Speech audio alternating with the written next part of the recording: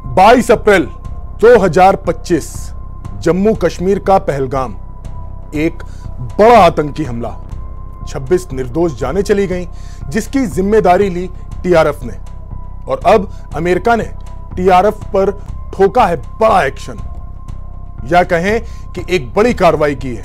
विदेश मंत्री Marco Rubio ने ऐलान किया कि टीआरएफ अब अमेरिकी लिस्ट में विदेशी आतंकी संगठन है।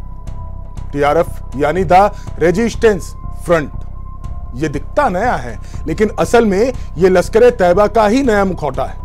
और इसके पीछे है पाकिस्तान की बदनाम खुफिया एजेंसी आईएसआई।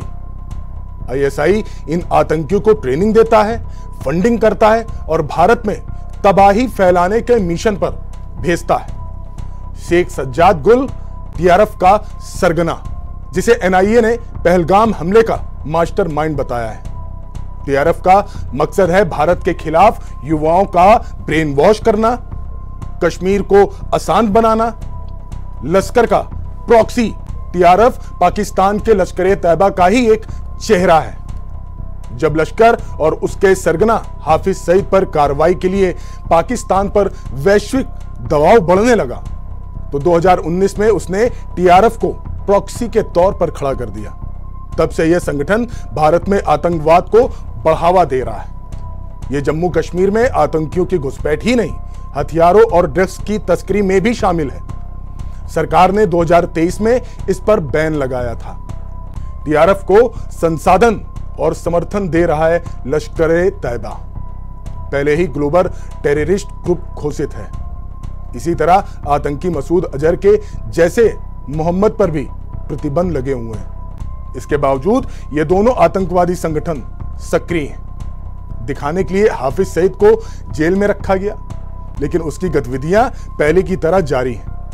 और वो बाहर उसके बेटे तलहा सईद ने आतंक फैलाने की कमान संभाल रखी है। लेकिन सच ये है कि लश्कर या जैश जैसे आतंकी संगठन अमेरिकी प्रतिबंधों के बावजूद खत्म नहीं हो पा रहे हैं, क्योंकि उन्हें पाकिस्तान की तरफ से खुराक दी जा रही है। जब इस्लामाबाद पर दबाव बढ़ता है, तो वो दिखावटी कदम उठा लेता है और आतंकवाद का कोई एक नया चेहरा तैयार कर दिया जाता है।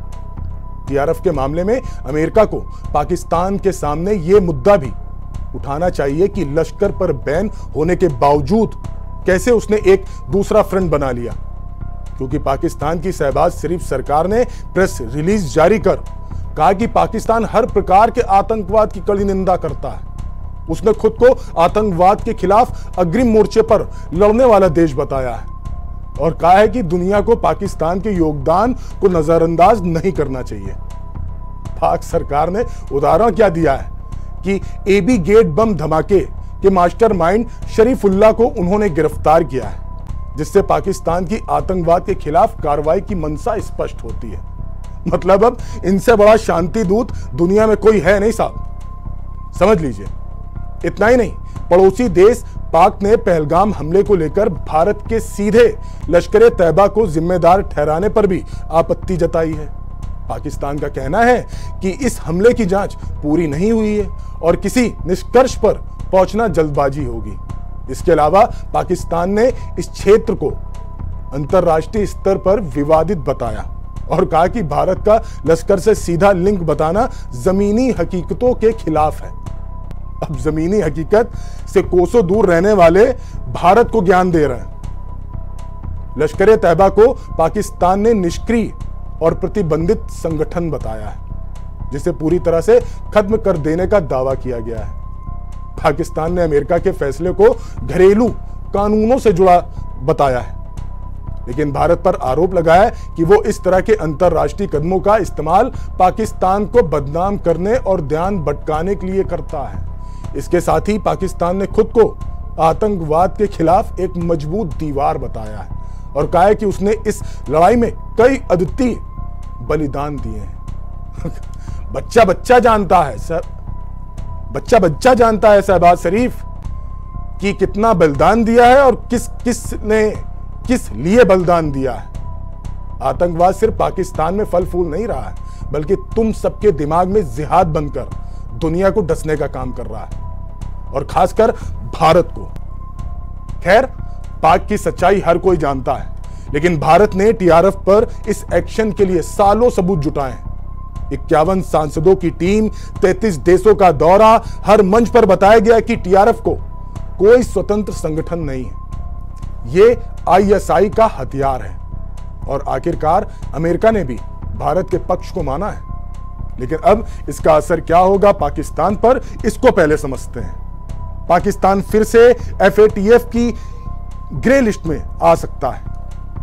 आर्थिक मदद पर रोक लगेगी और पूरी दुनिया को पता चल जाएगा कि पाकिस्तान आतंकिस्तान क्यों कहा जाता है। पाकिस्तान जो बार बार कहता है कि कमजोर की लड़ाई आजादी की लड़ाई है ना, कश्मीर की लड़ाई आजादी की लड़ाई है। टीआरएफ जैसे संगठन को आतंकी घोषित होना उस झूठ को उजागर करता है। यह जंग कश्मीर की नहीं, पाकिस्तान की आईएसआई की है जो आतंक को पालती है। भारत के लिए बहुत अच्छा मौका है। पहलगाम हमले और पाकिस्तान के बीच कनेक्शन के कई सबूत सामने आए हैं। एफएटीएफ ने भी माना है कि बाहरी सपोर्ट के बिना इतना बड़ा हमला नहीं हो सकता था। इसलिए टीआरएफ पर एक्शन का इस्तेमाल भारत को पाकिस्तान की घेराबंदी करने और वैश्विक मंच पर उसे फिर से बेनकाब करने में करना चाहिए, ताकि आतंकिस्तान की सच्चाई बार बार दुनिया के सामने आ सके। लेकिन अब वक्त है दुनिया को एकजुट होने का।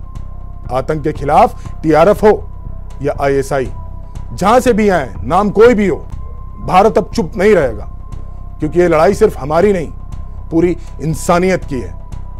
धन्यवाद।